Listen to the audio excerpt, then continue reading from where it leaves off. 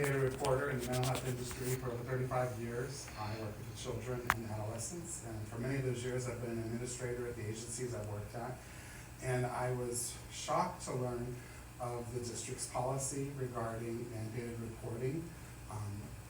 I've been through mandated reporting training many times over the decades that I've served children and adolescents, and that role as a mandated reporter.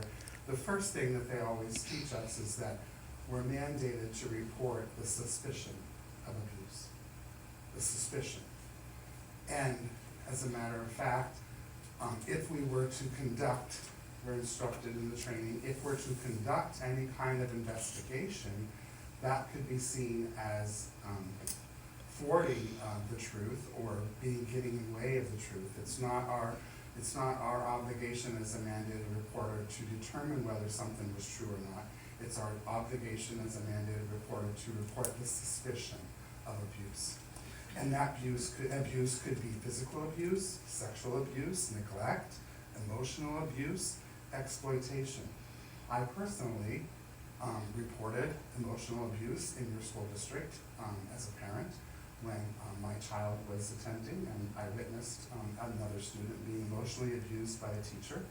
So I know that it happens, I know that it goes on. And what is our requirement as a mandated reporter when we have the suspicion of abuse? Is we are to report it to the legal authorities, the child welfare agency, the police, or the sheriff's department. So your requirement to report that to a principal is in violation of the law. And it actually puts your staff in danger of a failure to report is a misdemeanor. And you could be in jeopardy of losing your teaching credential. I could be in jeopardy of losing my license as a mandated reporter. So that's serious. And so for your policy to require that they go to a principal and then an internal investigation is being conducted really puts your staff in harm's way, that they can result in having a misdemeanor or other harm come to them as a result of your policy. So I would encourage you to review your policy and put it in line with the laws. In the trainings that I've attended, they've even said, you may go to your supervisor, which I've been the supervisor in many cases.